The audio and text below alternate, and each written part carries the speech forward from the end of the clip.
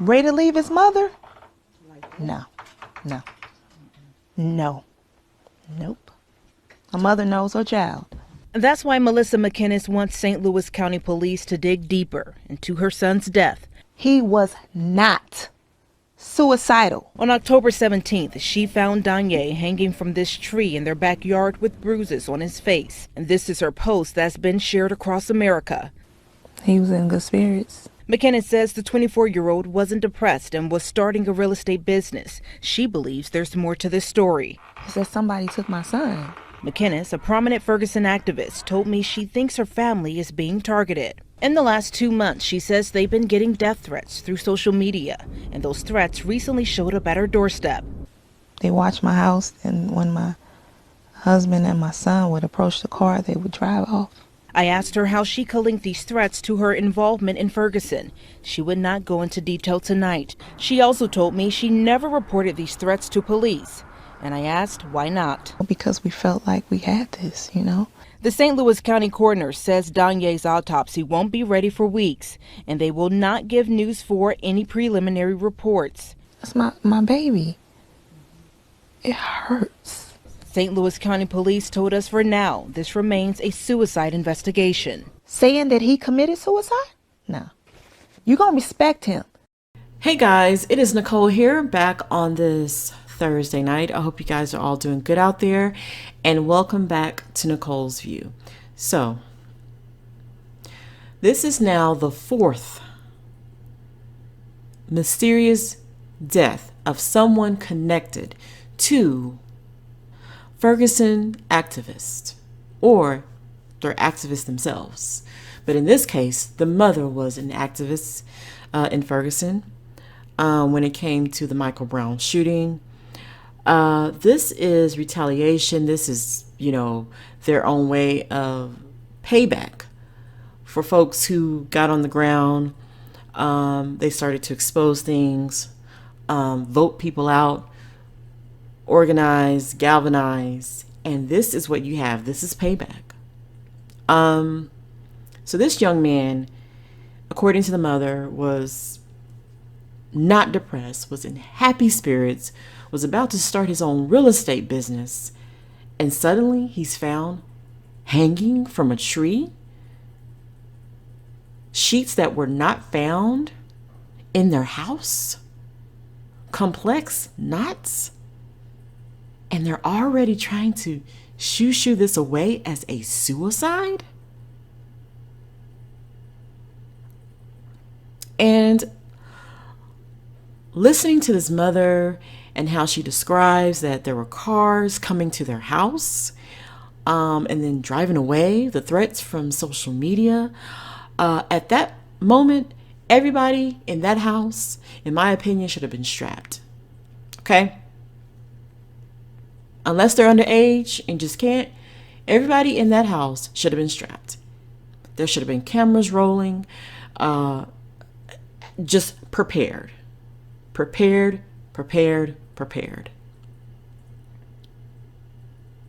Folks in that area who are closely connected or are activists in that area, you must take serious precautions. You must cover your base, whether you're in your car, your house, wherever you may be. You need to protect yourselves.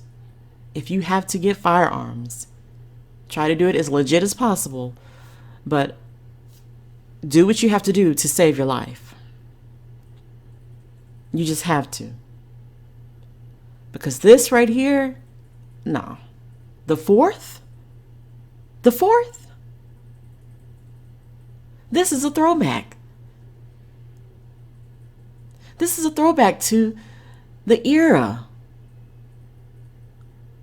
of the vicious, racist, Jim Crow era. This is some... Oh, God. This is some evil acts.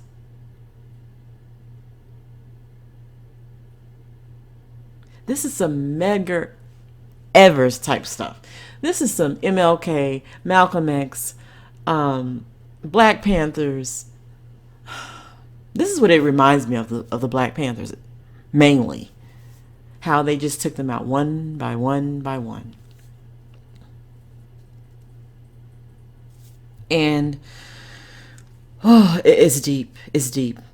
This is like going back to the dark ages, as my father would say. Although we could say America has always been dark, but this is some classic dark age evil BS.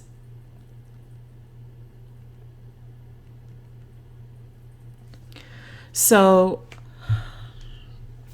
guys, just excuse me because stuff like this is heavy. It's heavy to sit here and talk about this. I mean, I can only imagine how it was back then. And then it's like we're reliving it. Like our parents did and our grandparents did. So I'm reading this from CBS News, and it says mother disputes early police findings that son's hanging from tree was suicide. Authorities are investigating the death of a Ferguson protester son as a suicide, although a message on social media posted by his mother has sparked assertions that it was a lynching. Melissa McKinney's, who was active in the St. Louis suburb after the fatal police shooting of Michael Brown in 2014, posted the Facebook message saying, "They lynched my baby." The message, which was later removed, began trending on social media, sites such as Twitter and Reddit, causing people online and in the community to press officials for more answers about the death of 24-year-old, I believe is Danye Jones. In a message posted early Tuesday, McKinney says she is sick with grief, but ready to get up and fight for my baby. McKinney's found his body on October 17th, hanging from a tree in the backyard of their home in Spanish Lake in St. Louis County, reports CBS St. Louis affiliate KMOV-TV. A police report lists suicide as the nature of the investigation. McKinney says Jones had bruises on his face. McKinney's and police say there was a chair near the body. A prop, basically. The posting showed pictures of McKinney's son hanging for what appeared to be bed sheets.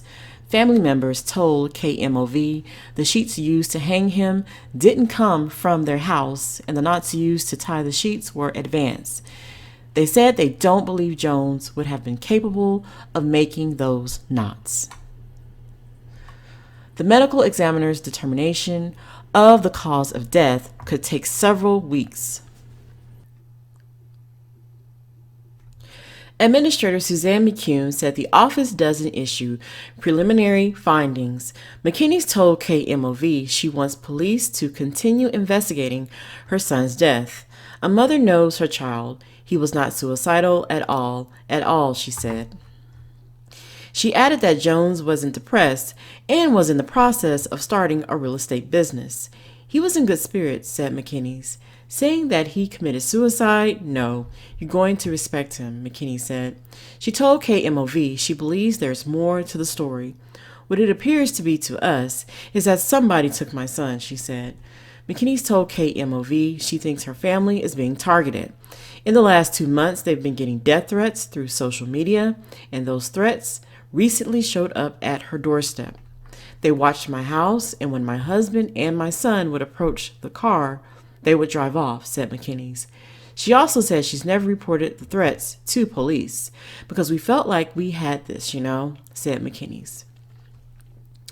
When asked by KMOV, when asked by KMOV how she could link those threats to her activism over the Brown shooting, McKinney, she said, didn't want to get into details until a scheduled family news conference Thursday. In addition, a rally in support of Jones was scheduled for Thursday outside the St. Louis County Justice Center in Clayton, Missouri. The Reverend Dale Gray, a leading St. Louis activist who's met with McKinney several times since her son's death, confirmed McKinney's Facebook posting. Gray said it was Facebook, not McKinney's, who took it down. McKinney's was among thousands who took to the streets in Ferguson, Missouri after Brown's death on August 9th 2014, Brown, a black unarmed 18-year-old, was fatally shot by white officer Darren Wilson during a street confrontation. Wilson was not charged and later resigned, but the shooting led to months of protests and helped give rise to the Black Lives Matter movement. Gray said he was unaware of any evidence indicating foul play, but he said McKinney's and other activists from Ferguson are often harassed and threatened via text and social media. She believes Jones' death was meant as a message to her, Gray said. Police continue to investigate the deaths of two prominent Ferguson protesters, both of whom were found killed inside of torch vehicles. DeAndre Joshua in November of 2014 and Darren Seals in September of 2016. So that is the end of the article. It's quite obvious that these folks are being targeted for a reason. It's no coincidence that now this is the fourth person who has some type of connection with activism in Ferguson. Someone directly on the grounds or someone close to an activist suddenly is hanging from a tree. So no, and you see the different patterns where they try to make it different. First, it was someone, an activist who was burned alive or shot in a car, and someone that was just shot walking, and then this, and I can't remember the other death, but it was basically they all sound just it just seems too obvious that there's something going on. There's something going on. And these folks, they're all black. It's not like it's a mixture and they were the main people out there on the grounds. Not to say there were not other people from other backgrounds there, but they're targeting black people. So you put all that together, I'm sorry. They know what's going on. I don't believe for a second that Danye Jones, I don't believe for a second he did this either. I don't. Not if he knows that, hey, I'm about to start my own thing. You know, I'm not buying it. I'm not buying it.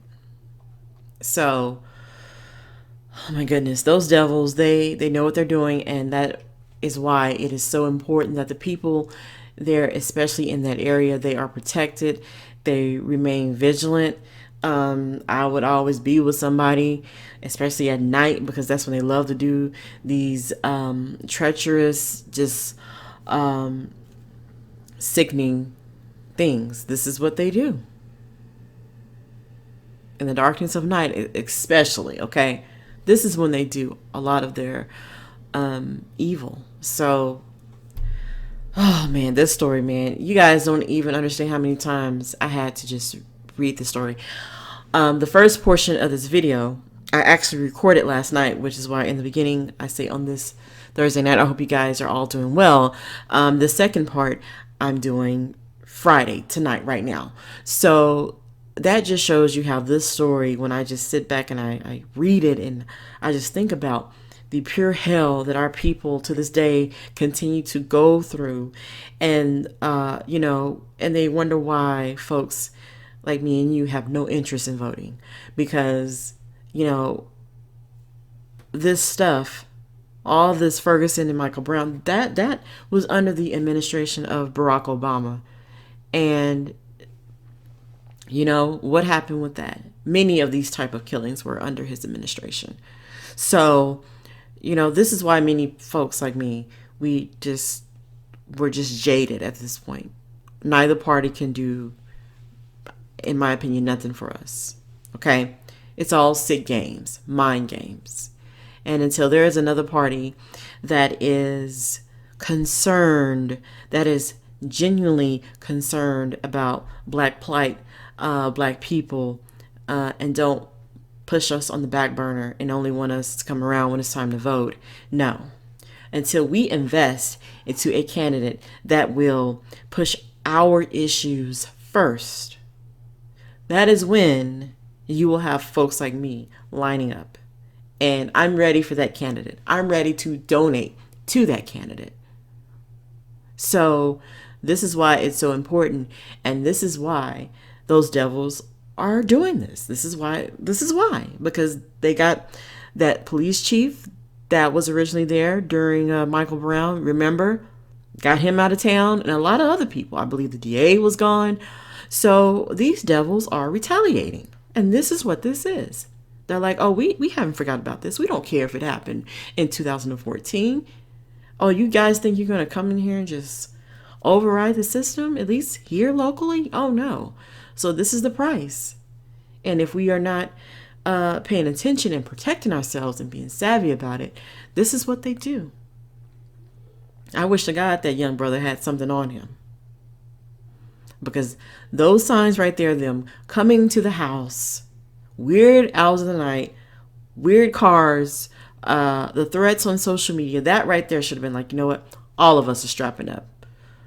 All of us. Mom, dad, and that young man. Okay? We got to be prepared like that. And that's the crazy part.